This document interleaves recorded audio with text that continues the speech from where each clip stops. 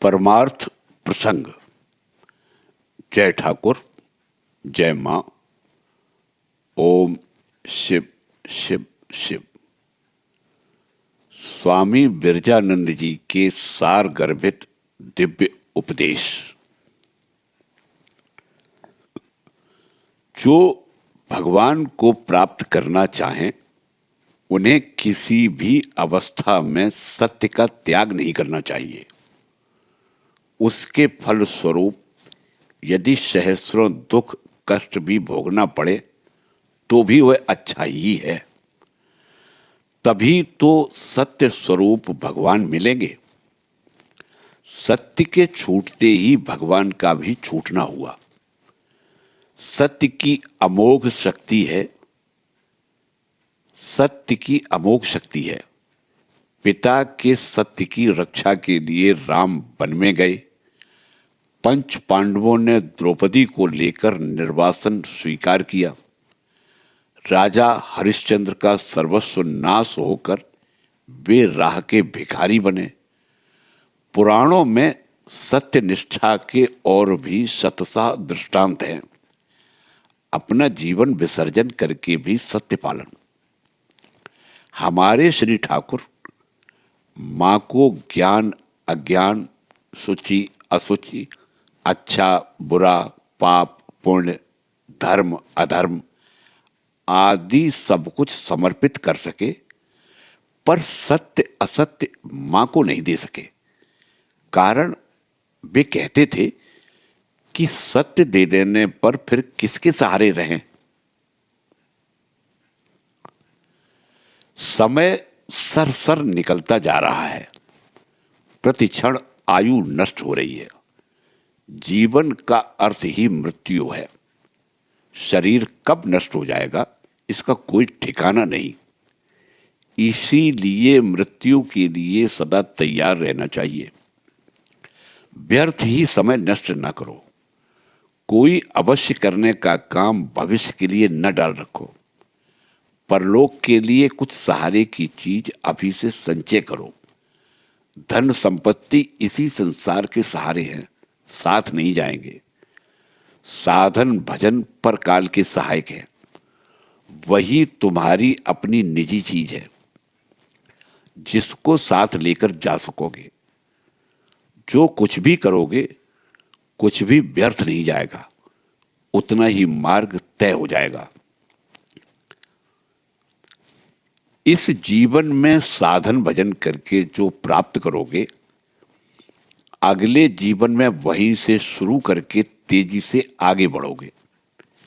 इसीलिए देखा जाता है किसी किसी का स्वाभाविक ही ईश्वर में अनुराग होता है। उनके चित्त की एकाग्रता और सूक्ष्म तत्वों की अनुभूति थोड़ा सा साधन भजन करने से ही सिद्ध हो जाती है। थोड़ा सा उकसा देने से ही वे प्रकट हो जाते हैं। यह उकसा देना ही दीक्षा है। श्री ठाकुर उन्हें सूखी लकड़ी कहते थे, जो एक फूंक मारते ही जल उठती है, और जो भीगे हुए या कच्चे काठ के समान है। वे सहज में चेतना नहीं चाहते हैं। इसके लिए गुरु को कितनी ही झंझट सहनी पड़ती है। उन्हें भी बहुत परिश्रम करना पड़ता है और देरी होती है। तत्व की उपलब्धि करना हो तो अनेक जीवन बीत जाते हैं। कर्म फल का भोग सभी के लिए अनिवार्य है। भोगों का अंत हुए बिना मुक्ति नहीं होती है। पर अवतारी महापुरुषों का आश्रय ग्रहण करने पर 7 जन्म के भोग एक जन्म में ही कट जाते हैं। संसार में प्रायः देखने में आता है कि जो धर्म मार्ग पर आरूढ़ है उनके सांसारिक दुख कष्टों की कोई सीमा ही नहीं, और जो अधर्म का आश्रय लेते हैं उनमें से बहुतेरे सुख स्वाधीनता से जीवन यापन करते हैं। उनकी भोग वासना खूब प्रबल होने से भोग ही उनका जीवन सर्वस्व होता है। किसी भी उपाय से भोग्य वस्तुएं प्राप्त कर लेने पर वे समझते हैं हम बड़े बुद्धिमान हैं, मजे में हैं। विष्ठा का कीड़ा जैसे विष्ठा में ही आनंद पाता है, उसी में पुष्ट होता है, पर वे इतने मूर्ख होते हैं कि कभी भी नहीं सोचते यह सब दुष्कर्मों का बोझ संचित कर रहे हैं। इसके परिणाम में अगले जन्म में भयंकर कष्ट भोगना पड़ेगा। शायद पशु योनि में भी जन्म लेना पड़ेगा। पर जीवन की बात छोड़ देने पर भी जो इस तरह के घोर अज्ञान से आच्छन्न हैं, जो विवेक रूपी वृश्चिक दंशन से कभी पीड़ित नहीं होते, वे तो नर पशु ही हैं। जो स्वार्थांध हैं, स्वार्थ में अंधे हैं, इंद्रियों के गुलाम हैं और धन के मद से मत हैं, वे बाहर से कितने ही चिकने चुपड़े और प्रफुल्ल क्यों ना हो, कभी नहीं सोचना कि उनके अंतःकरण में भी सुख या शांति है। विषय भोगों का क्षणिक मिष्ट बोध होने पर भी वही बाद में अंतर्दाह का कारण हो जाता है और प्रतिदिन भय, चिंता, अस्वस्थ और व्यर्थता से उनका जीवन भाराक्रांत हो उठता है। तो और वे मौत तक मांगने लगते हैं या आत्महत्या करते हैं। वे सचमुच ही दयनीय हालत में हैं। सत्य चिंतन, सत्संग और सत्कार्य के द्वारा चित्त शुद्ध होता है, तभी चित्त स्थिर होता है और जप ध्यान में एकाग्रता आती है। दर्पण पर मैल रहने पर जैसे स्पष्ट प्रतिबिंब नहीं पड़ता, उसी तरह मन के मलिन रहते हुए भगवत भावों की धारणा का सामर्थ्य नहीं होता। इसीलिए साधन भजन नितांत जरूरी है। उनमें मन न लगे तो भी शुरू शुरू में उसे बलपूर्वक भी करना पड़ेगा। अभ्यास करते करते उसमें रसा स्वाद मिलने लगेगा, वह अच्छा लगने लगेगा। रोगी यदि औषधि न खाना चाहे तो उसे समझा बुझाकर, पीट कर, यहां तक कि बलपूर्वक भी औषधि खिलानी पड़ती है। पर ऐसे रोगी भी हैं जिनके मुंह में औषधि डाल देने पर भी वे उसे उगल देते हैं। उनका रोग कैसे छूटेगा? जितना ही साधन भजन करोगे उतनी ही भगवान की कृपा को समझ पाओगे, उन्हें हृदय में प्रत्यक्ष कर पाओगे। देखोगे वे तुम्हारी कितने प्रकार से सहायता कर रहे हैं। उन्हें पाने के लिए जो कुछ भी आवश्यक है, तुम्हारे लिए वे ही सब जुटा रहे हैं। वे स्वयं यदि आकर्षित न करें तो क्या उनकी तरफ मन जाता भी है? जो अनन्य भाव से उन्हें चाहता है, उनके लिए सर्वस्व का त्याग करता है, वे उसके हृदय में ऐसी प्रेरणा का संचार करते हैं कि जिससे उन्हें पाने के लिए उसके प्राण व्याकुल हो उठते हैं और उसे अन्य कुछ भी अच्छा नहीं लगता। इस अवस्था को प्रेमोन्माद कहते हैं। व्याकुलता उनका निजी रूप ही है। व्याकुलता उनके अंतःपुर की चाबी है। कुछ दिन जप ध्यान करके ही मन में मत सोचो कि ये इतना किया पर कुछ भी तो नहीं मिला।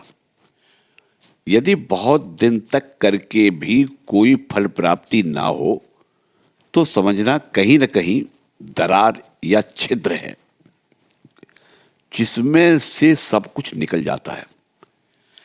अपना आत्मनिरीक्षण करके उसे ढूंढ निकालो और बंद कर दो, तब तो कलसी धीरे धीरे भरेगी, अंतर शक्ति और आनंद से भर जाएगा।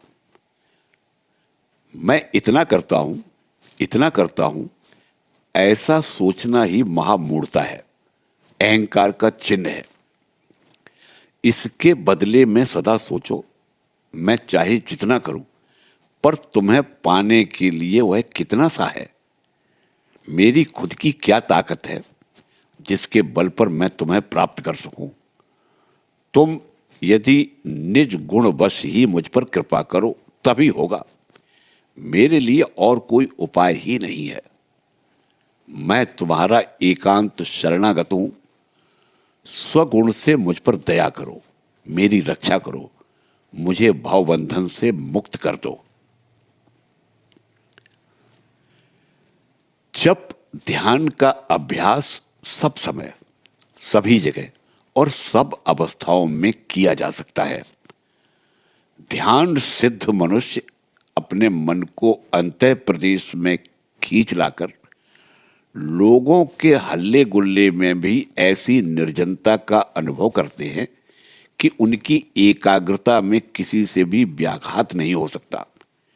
वे सुख दुख में, संपत्ति विपत्ति में, निंदा स्तुति में समभाव से अवस्थित रहते हैं।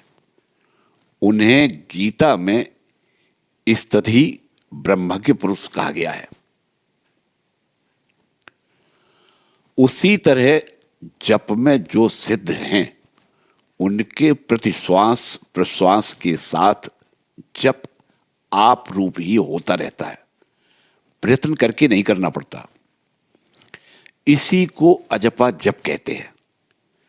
अभ्यास वस्तः जप में मन दृढ़ हो जाने के परिणाम स्वरूप उनकी ऐसी अवस्था हो जाती है कि वे बाहर बातचीत या काम काज में लगे हों तो भी उनके अंतर में इष्ट मंत्र अनवरत ध्वनित होता रहता है।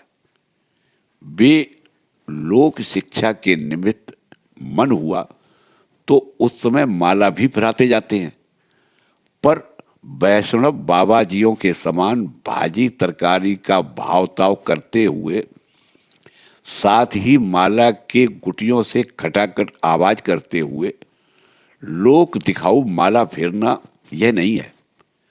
ध्यान सिद्ध और जप सिद्ध महापुरुषों की अवस्था एक समान ही है। दोनों ही दीर्घकालीन एकांतिक भावपूर्वक अभ्यास, चित्त संयम और साधन भजन के अंतिम फल स्वरूप हैं।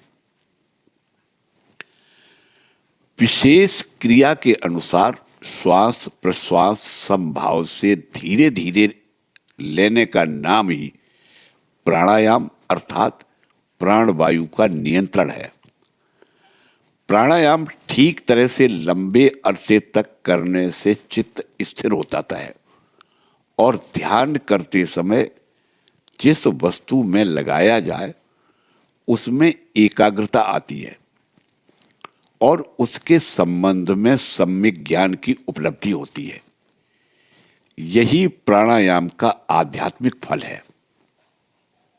शरीर और मन के ऊपर भी इसकी क्रिया अद्भुत होती है। इससे शरीर स्वस्थ, सबल और कांतिमान होता है।